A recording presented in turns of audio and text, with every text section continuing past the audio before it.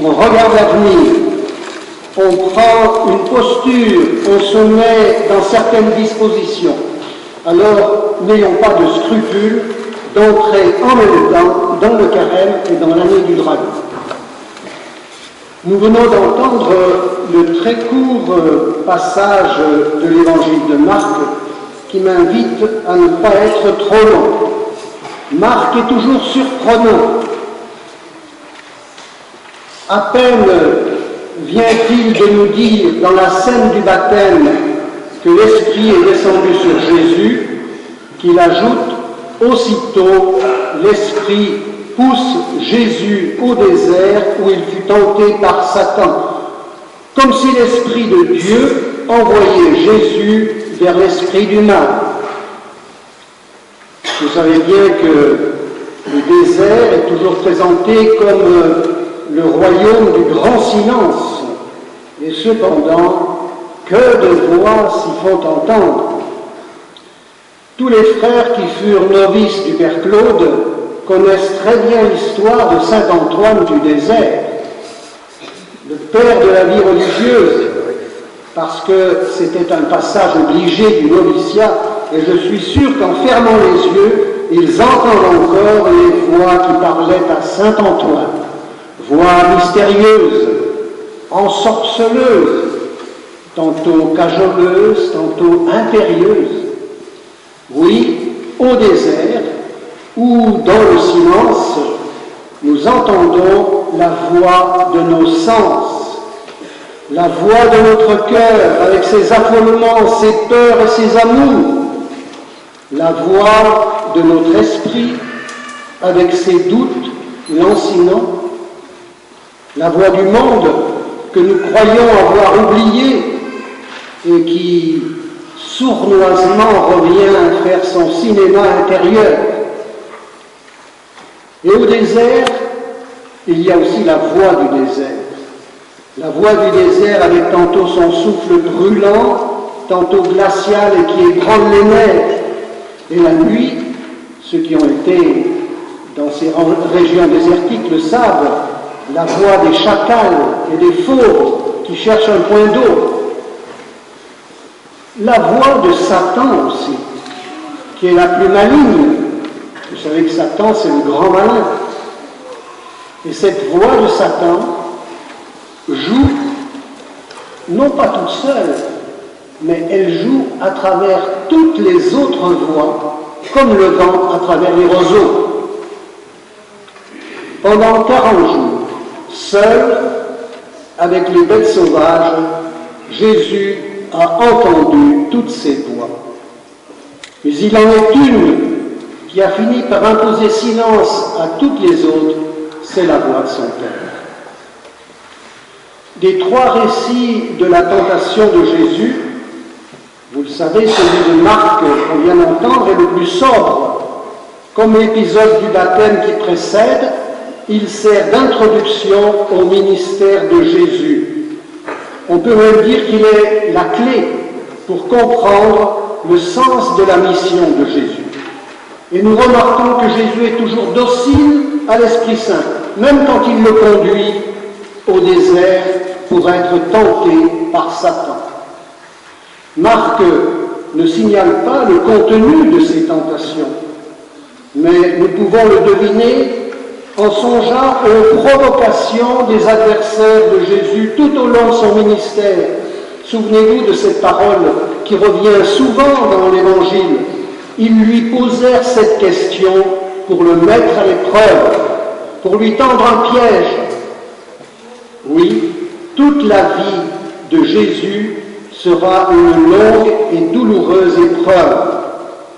Par contre, Marc, vous l'avez remarqué, a un détail intéressant. Il précise que Jésus, dans le désert, était avec les bêtes sauvages et les anges le servaient.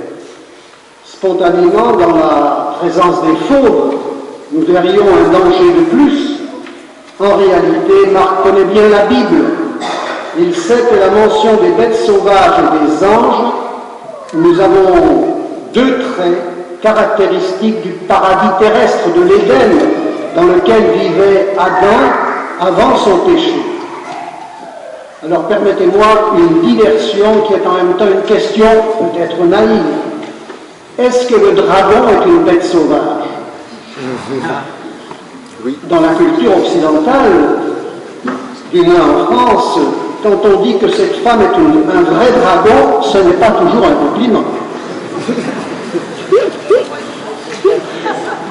Et ceux qui ont visité le musée du désert dans les Cévennes savent que les soldats du roi qui pourchassaient les protestants s'appelaient les dragons. Et les dragonnades n'étaient pas des parties de plaisir. Et dans la Bible, c'est bien pire. Le dragon, c'est un monstre terrible qui est l'adversaire, l'ennemi féroce de Dieu et de l'humanité. Et si vous voulez plus de détails, vous pouvez lire le chapitre 12 ou 13 de l'Apocalypse. Ce dragon rouge-feu qui avait 7 têtes et 10 cornes et une queue qui balayait le tiers des étoiles du ciel et les précipitait sur la terre et voulait dévorer l'enfant nouveau-né. Le dragon asiatique, nous l'avons vu hier soir à la fête, il était pacifique, sympathique. Même ses gros yeux n'effrayaient pas les enfants qui dansaient avec lui. Et suprême preuve de sa bonté, le dragon mange toujours des salades. Il est tout à fait à sa place avec le loup inoffensif qui joue avec l'agneau. Vous voyez que nous n'avons pas tort d'ouvrir l'année du dragon ce premier dimanche de carême. Il ne départ pas dans le paysage. Et Jésus, en nouvel Adam, nous ouvre, il le dit, les portes du paradis, puisqu'il refait l'Éden, c'est-à-dire qu'il nous apporte le salut. Mais cela ne se fait pas sans participation de notre part. Vous avez entendu la dernière parole de l'Évangile, celle qui ouvre officiellement le carême le mercredi décembre. Convertissez-vous et croyez à la bonne nouvelle. La conversion évangélique ne se fait pas d'un coup. Et pendant 4 jours, nos sœurs et frères vietnamiens sont entrés déjà dans cette conversion. Ils n'ont pas abusé du jeûne et de l'abstinence, mais ils ont réfléchi, prié dans la bonne.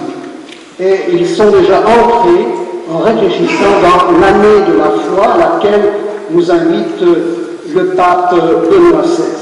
Mais la conversion évangélique se fait d'un seul mouvement et dans 2 directions. Celle de Dieu et celle du prochain. Il faut toujours y revenir. Vous connaissez Saint Augustin.